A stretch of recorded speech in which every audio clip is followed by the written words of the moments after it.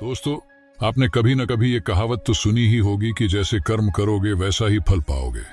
इस बात में कितनी सच्चाई है ये शायद हम में से कोई नहीं बता सकता, क्योंकि हमने इसे अपने जीवन में कभी उतार कर देखा ही नहीं।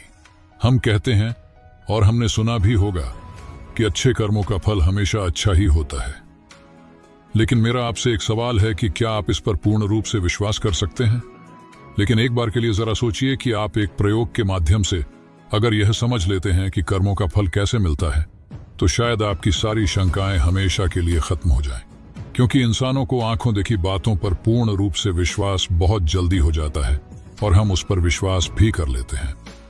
लेकिन दूसरी तरफ अगर हमने उसे नहीं देखा है तो हम इसे अंधविश्वास ही कहेंगे। इस वीडियो में आज आपको यह पता चलेगा कि कर्मों का एक ऐसा विज्ञान भी है जिसे जानने के बाद आप अपने कर्मों के माध्यम से अपने जीवन में सफलता हासिल कर सकते हैं।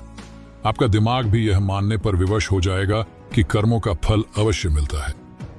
दोस्तों, गौतम बुद्ध की शिक्षा हर किसी के जीवन को नई दिशा दे सकती है। अगर आप भी इसे मानते हैं तो कमेंट्स में नमो बुद्धाय लिखना मत भूलिएगा।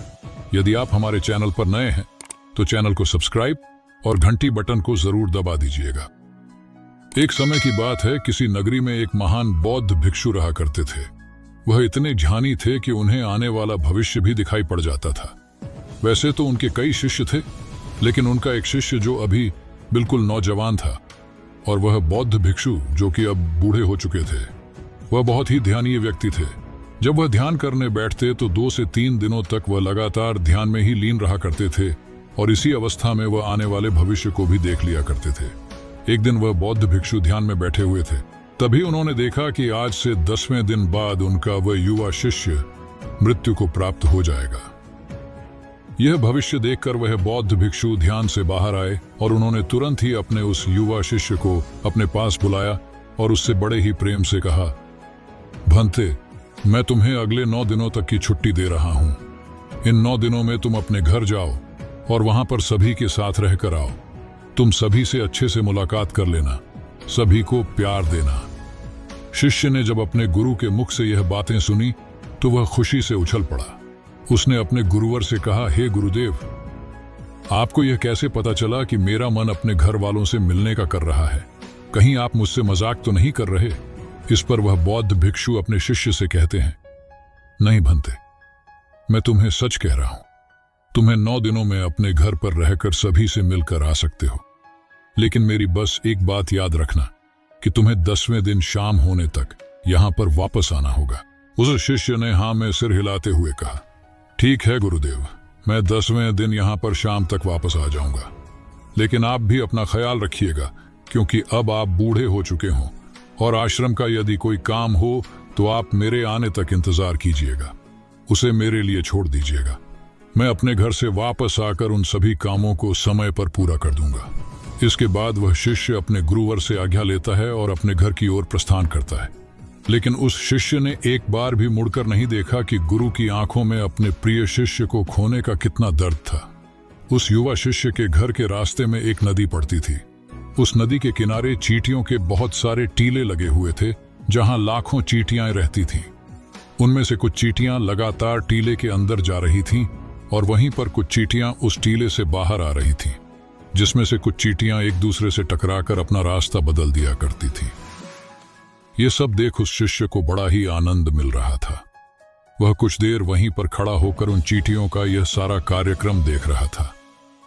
तभी अचानक उस शिष्य का ध्यान नदी की ओर गया और उसने देखा कि नदी का पानी अब धीरे धीरे बढ़ रहा है, जिससे नदी से आने वाली लहरें चींटियों के उन टीलों के पास पहुंच सकती थीं।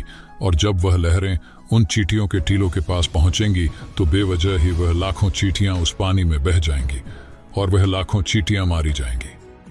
जैसे ही उस शिष्य के मन में यह ख्याल आया, उसने तुरंत ही अपने ऊपर पहना हुआ वह कपड़ा उतारा और उस कपड़े के माध्यम से उस शिष्य ने चींटियों के उन टीलों के चारों ओर एक गहरा गड्ढा बना दिया और बड़े ही कलात्मक ढंग से उस गड्ढे से एक नाली का निर्माण किया, जो नाली सीधे वापस नदी में जाकर मिलती थी, ताकि जब भी लहरें उन चींटियों के टीलों के पास पहुंच सुनने की कोशिश करें तो उन लहरों द्वारा आने वाला पानी वापस उस गड्ढे के द्वारा और उस नाली के द्वारा वापस जाकर नदी में ही मिल जाए।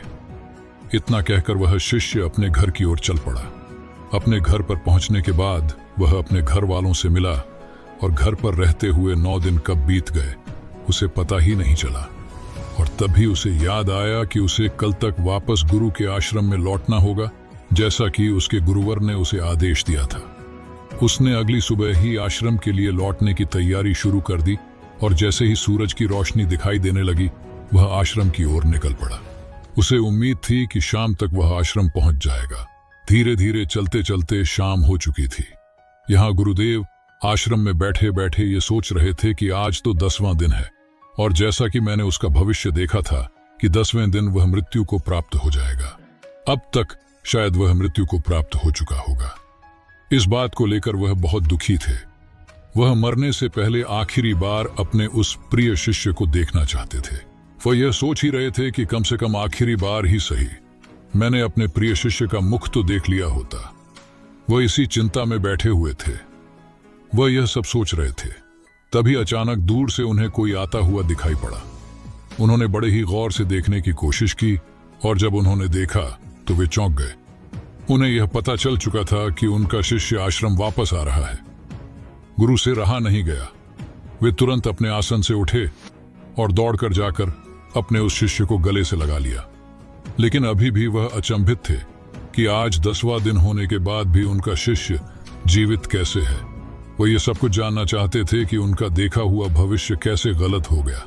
उन्होंने अपने शिष्य से कहा कि जब तुम यहां से गए थे तो इन 10 दिनों में तुमने क्या क्या किया, मुझे बताओ। तब शिष्य ने चींटियों वाली कहानी अपने गुरुवर को सुनाई। कहानी सुनते ही उन गुरुवर को यह समझ में आ चुका था कि उनके शिष्य ने उन लाखों चींटियों की जान बचाई थी और इसी नेक काम के परिणाम स्वरूप उनके शिष्य को एक लंबा और खुशहाल भरा जीवन प्राप्त हुआ है। अपने प्रिय शिष्य के मुख से इन सारी बातों को सुनने के बाद गुरुवर के मुख से अनायास ही निकल पड़ा, कर्म लौटकर अवश्य आता है। शिष्य ने गुरु की इस बात को सुना, लेकिन वह इस बात को समझ नहीं पाया। इसलिए उस शिष्य ने अपने गुरुवर से पूछा कि आप क्या कह रहे हैं। तब उन गुरुवर ने अपने उस शिष्य को वह सारी बातें बता दी जो उन्होंने ध्यान में बैठे हुए देखी थी। जब शिष्य ने वह सारी बातें सुनी तो उसके मन में एक सवाल जगा। उसने अपने गुरुवर से कहा, हे गुरुवर, जब आपको यह सारी बातें पहले से ही पता थी, जब आपने ध्यान में यह सब पहले ही देख लिया था, तो आपने मुझे इसके बारे में क्यों नहीं बताया? जब आपको यह पता था कि कर्म इस तरह से काम करते हैं, तो आपने मुझसे पहले ही कोई अच्छा कर्म क्यों नहीं करवाया ताकि मेरी आने वाली मृत्यु टल जाए? तो कृपा करके मुझे ये बताइए कि आपने ऐसा क्यों नहीं किया। मैंने तो अनजाने में ही उन चींटियों की मदद कर दी थी, जिसके परिणाम स्वरूप आज मैं आपके सामने जिंदा खड़ा हूं। लेकिन यह काम आप मुझे बताकर भी तो करवा सकते थे। तो फिर आपने ऐसा क्यों नहीं किया? इसके पीछे का क्या कारण है? अपने उस युवा शिष्य की इस बात को सुनकर वह गुरु मुस्कुराने लगे और कहते हैं कि भंते, यदि मैं तुम्हें इसके बारे में बता देता तो तुम्हारे मन में एक लालच होता और तुम अपना जीवन बचाने के लिए यह कर्म करते। लेकिन कर्म का असली अर्थ ये नहीं है, बल्कि जब हम किसी भी कर्म को बिना किसी लालच के, बिना कुछ पाने के स्वार्थ की करते हैं, उसी को असली कर्म कहा जाता है, जिसके क्रम में तुम्हारी कोई भी इच्छा जुड़ी नहीं होती। ऐसे काम बिना किसी इच्छा के किए जाते हैं और ऐसे ही कर्म फलीभूत होते हैं और इन्हीं को असली कर्म कहा जाता है। यदि मैं तुम्हें इसी कर्म को तुम्हारी मृत्यु को टालने के लिए करवाता तो तुम्हारे अंदर यह लालच होता कि इस कर्म को करने के बाद तुम्हारी मृत्यु टल जाएगी। तुम अपनी जान बचाने के मकसद से इस कार्य को करते और तुम जब इस मकसद को पाने के लिए करते तो इसमें तुम्हारा लालच भी जुड़ा होता, जिसके परिणाम स्वरूप तुम्हें उस कर्म का पूरा लाभ नहीं मिलता।